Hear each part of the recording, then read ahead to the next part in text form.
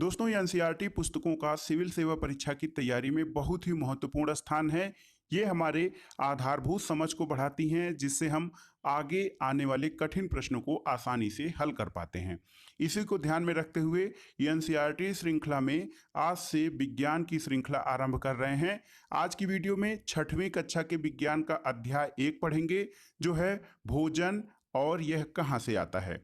इस अध्याय के अध्ययन से आप जान पाएंगे कि हमारे भोजन के प्रमुख संघटक कौन से हैं, खाद्य सामग्री या खाद्य पदार्थों के प्रमुख स्रोत कौन से होते हैं, भोजन के रूप में जंतु और पौधे के किन उत्पादों का प्रयोग किया जाता है। इसके अलावा आप जानेंगे कि जंतु क्या खाते हैं। तो आइए शुरू करते हैं 6वीं कक्षा के विज्ञान का अध्याय 1, भोजन यह कहाँ से आता है। दोस्तों, आज आपने अपने घर में क्या खाया था? पता लगाइए कि आपके दोस्तों ने आज क्या खाया था। क्या आप कल और आज एक ही प्रकार का आहार लिए थे? क्या यह सत्य है कि अलग अलग समय में हम भिन्न भिन्न प्रकार का आहार लेते हैं?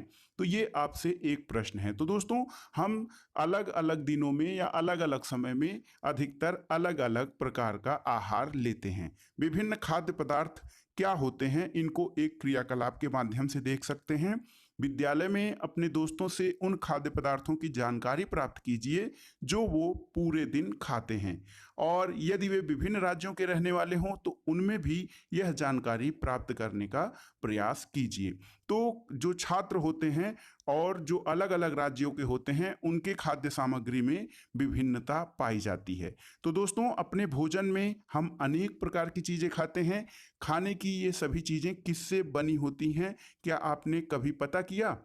पके चावल के बारे में आप सोचिए। जो चावल हम लोग खाते हैं उसके बारे में यदि आप सोचेंगे तो पाएंगे कि उसे पानी में उबालते हैं। पहले हम कच्चा चावल लेते हैं, उसके बाद उसे पानी में पकाने के लिए उबालते हैं, और इसे तैयार करने में हम 2 पदार्थ या संघटकों की आवश्यकता होती है। तो कौन कौन से पदार्थ हैं? एक होता है कच्चा चावल और दूसरा होता है पानी या जल। तो चावल को पकाने के लिए केवल 2 संघटकों की आवश्यकता होती है, लेकिन कुछ भोजनों को तैयार करने में हमें कई संघटकों की आवश्यकता होती है। यदि हम सब्जी बनाना चाहते हैं तो हमें अलग अलग प्रकार की कच्ची सब्जियां चाहिए, नमक चाहिए होता है, तेल, मसाला, इन सब चीज़ों की आवश्यकता होती है।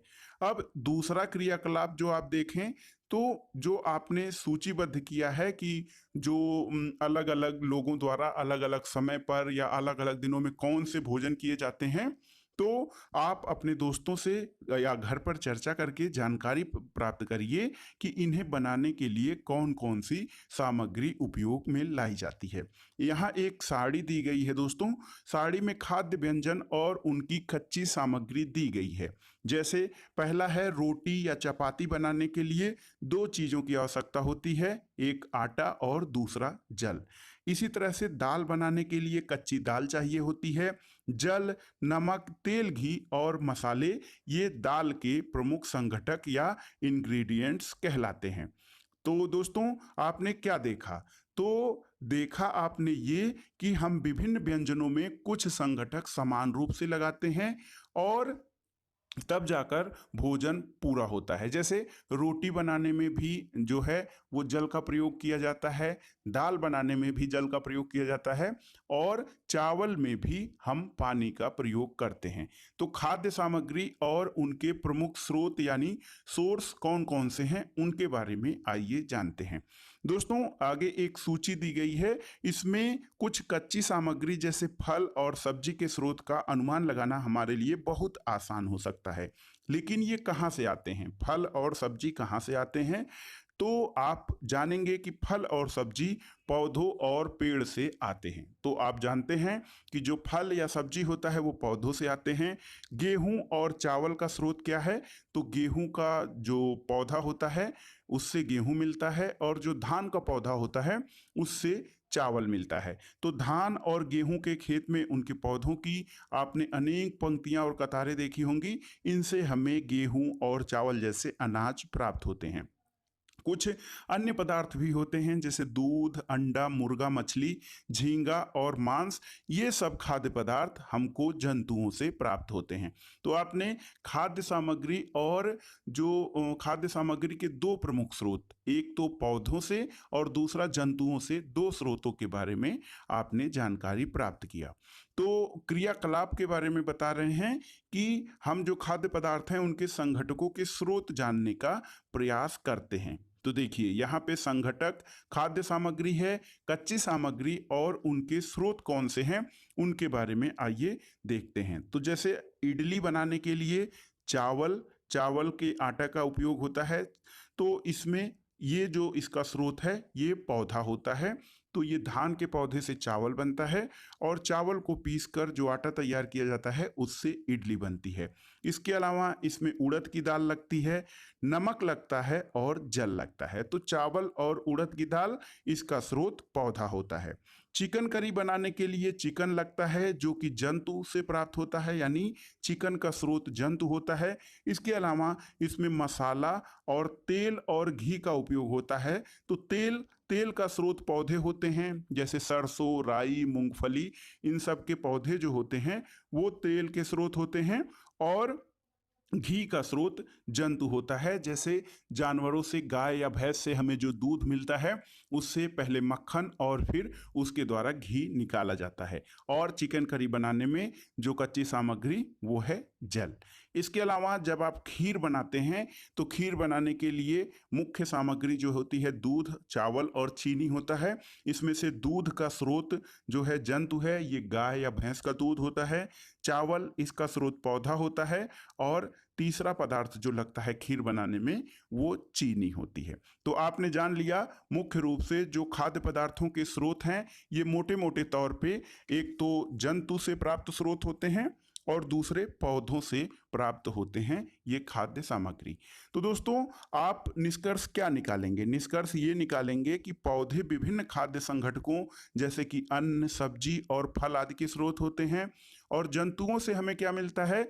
जंतुओं से हमें दूध, मांस, अंडा और अन्य जांतव उत्पाद प्राप्त होते हैं। गाय, बकरी और भैंस दूध देने वाले कुछ सामान्य पशु होते हैं। दूध और विभिन्न दुग्ध उत्पाद जैसे मिल्क प्रोडक्ट में मक्खन, क्रीम, घी, पनीर और दही का उपयोग संसार के प्रत्येक क्षेत्र में किया जाता है। इसके अलावा दोस्तों भोजन के रूप में पौधे के कौन से भाग और जंतुओं के कौन से उत्पादों का उपयोग किया जाता है इसके बारे में आइए जानते हैं। तो दोस्तों हमारे पौधे जो हैं हमारे भोजन का मुख्य स्रोत होते हैं। पौधे हमारे भोजन का मुख्य स्रोत हैं। हम पौधे के कौन से भाग का उपयोग खाद्य पदार्थ के रूप में करते हैं, क्या आप जानते हैं? तो इसके बारे में आप जानिए कि हम पत्तियों वाले अनेक सब्जियां खाते हैं, जैसे साग जो है वो पत्तियों वाली सब्जियां हैं। कुछ पौधों के फलों को भोजन के रूप में खाया जाता है, जैसे आलू हो गया, टमाटर हो गया, बैंगन हो गया, ये सब। और कभी हम जड़ और कभी तना और कभी पुष्प भी भोजन के रूप में खाते हैं, जैसे गाजर, मूली, सलजम, इन सब का उपयोग हम जो भोजन के उत्पाद के रूप में पौधों के भाग हैं, तो हम पौधों के फल, पत्तियां, इसके अलावा जड़, तना और कभी कभी फूलों को भोजन के रूप में उपयोग करते हैं। कभी आपने सीताफल या काशी फल के फूलों को चावल की पिट्ठी में डुबोकर और तलकर पकौड़ी बनाकर खाया है? इसका प्रयत्न कीजिएगा या अपने घर में आप इसको बनाने का प्रयास कीजिएगा। दोस्तों कुछ पौधे ऐसे होते हैं जिनके दो या दो से अधिक भाग खाने योग्य होते हैं। इसमें एक उदाहरण है सरसों। तो दोस्तों सरसों के बीज से हमें तेल प्राप्त होता है, आप जानते हैं। लेकिन सरसों का एक उपयोग और होता है। सरसों के पत्तियों यानी जो मुलायम पत्तियां होती हैं शुरुआत में सरसों की, उन मुलायम पत्तियों का उपयोग साग बनाने के लिए किया जाता है। तो इससे आपको ये ज्ञान हुआ कि कुछ पौधे ऐसे होते हैं जिनके दो या दो से अधिक भाग खाने योग्य हो सकते हैं, जिन्हें हम भोजन के रूप में लेते हैं। और कुछ ऐसे पौधों के बारे में भी आपको जानकारी प्राप्त करनी चाहिए जिनके आप दो या दो से अधिक भाग को खाद्य पदार्थ के रूप में प्रयोग करते हैं। एक क्रियाकलाप आगे, क्रियाकलाप संख्या 4 है।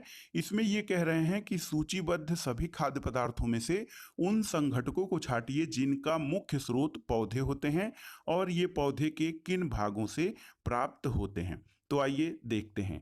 बैंगन का भरता। दोस्तों, बैंगन का जो भरता बनता है, इसके संघटक मुख्य रूप से बैंगन है और इसके अलावा मिर्च और मसाले के रूप में कोई अन्य सामग्री प्रयोग की जाती है। तो बैंगन जो है वो एक फल है, यानी पौधे का ये फल वाला भाग है, और इसके अलावा जो मिर्च मसाला होता है वो भी पौधे का फल वाला भाग होता है, जो कि बैंगन का भरता बनाने में उपयोग होता है। इसके अलावा तेल मूंगफली, सरसों, सोयाबीन या किसी अन्य पौधे से प्राप्त होता है, और तेल मूंगफली, सरसों, सोयाबीन या अन्य किसी पौधे के बीजों को पेर कर उनको स्पेलर में पेराई करके उनसे तेल प्राप्त किया जाता है। तो आप आसानी से समझ सकते हैं कि पौधे भोजन के रूप में पौधे के किन भागों का प्रयोग किया जाता है।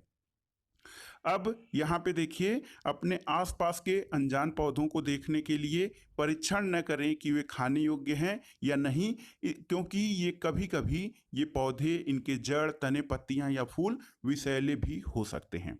अब आइए देखते हैं कुछ और क्रियाकलाप या प्रयोग के बारे में।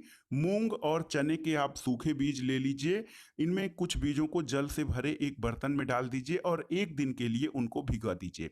अगले दिन पानी को पूरी तरह से निकाल दीजिए और बीजों को गिलास में रखने दीजिए, तो और या फिर उन्हें एक गीले कपड़े में लपेटकर एक ओर रख दीजिए। अब आप देखेंगे बीजों में से कुछ सफेद अंकुर निकल आते हैं। ये एक छोटी सी सफेद संरचना होती है, और ये जो होते हैं सफेद अंकुर, ये खाने योग्य होते हैं।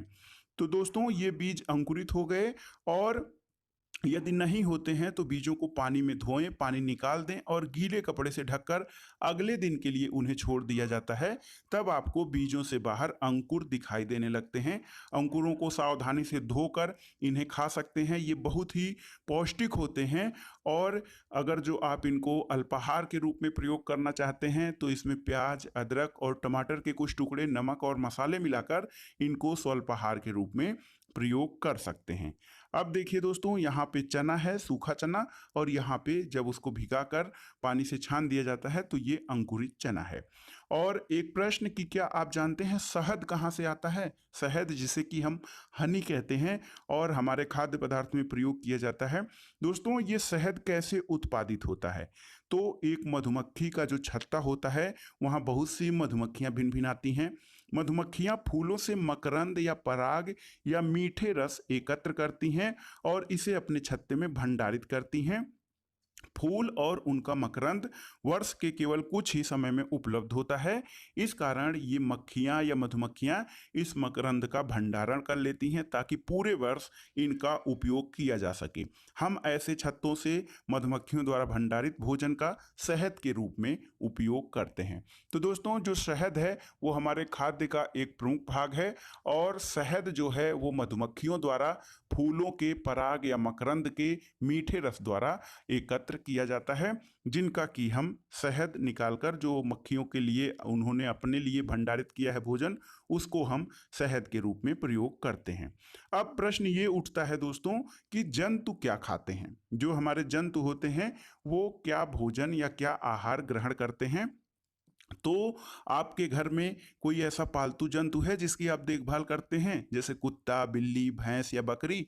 फिर आपको इसकी जानकारी मिल जाएगी कि आपका पालतू जानवर क्या खाता है, और इसके अलावा अन्य जंतु हैं वो क्या खाते हैं। दोस्तों, क्या आपने कभी गिलहरी, कबूतर, छिपकली या छोटे से कीट को खाना खाते हुए देखा है? अगर जो नहीं देखा है तो इसका प्रयास कीजिएगा देखने का। एक अनेक जंतुओं के नाम लिखे हैं, उनमें से कुछ जंतुओं द्वारा खाए जाने वाले भोजन भी लिखे हैं। आपको बताना है कि अन्य जो जंतु हैं वो क्या खाते हैं। तो यहाँ पे देखिए, भैंस भैंस घास, भूसा, खली, अनाज, पत्ती आदि खाती है। बिल्ली छोटे जंतु, चूहे, पक्षी दूध पीती है।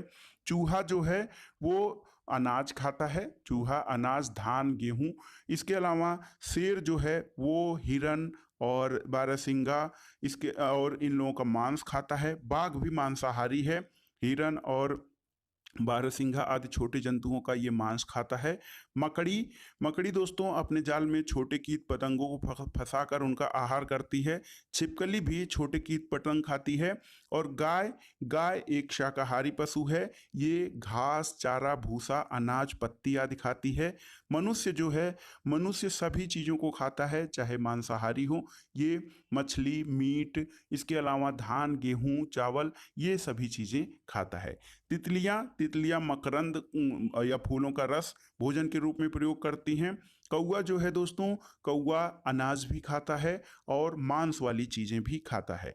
तो आप समझ गए होंगे कि ये जो जीव हैं और इनके द्वारा खाया जाने वाला भोजन, इनको हम कुछ श्रेणियों में विभाजित कर सकते हैं। एक ऐसा वर्ग होता है जो केवल पौधे और पादप उत्पाद को खाते हैं, उन्हें क्या कहा जाता है? तो ऐसे जंतु जो केवल पौधे या पादप उत्पाद को खाते हैं, उन्हें शाकाहारी जंतु कहा जाता है। कुछ जंतु ऐसे हैं जो दूसरे प्राणियों को खाते हैं, उन्हें मांसाहारी जंतु कहा जाता है।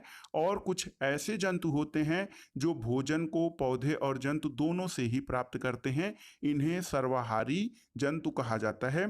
सर्वाहारी में मुख्य रूप से कौवा और मनुष्य आदि आते हैं। शाकाहारी में गाय, भैंस, बकरी और मांसाहारी में शेर, बाघ और तेंदुआ इत्यादि आते हैं दोस्तों। दोस्तों, अब ये जानते हैं, आप जानते होंगे इनमें से बहुत से ऐसे लोग हैं जिन्हें पर्याप्त भोजन नहीं मिलता है। हमारे यहाँ भूखमरी की समस्या या भोजन या कम भोजन मिलने की समस्या बहुतायत से व्याप्त है। इसका प्रमुख कारण अन्न का कम उत्पादन और बढ़ती हुई जनसंख्या है। तो बहुत से ऐसे लोग हैं जिन्हें पर्याप्त भोजन और समय से भोजन नहीं मिलता है।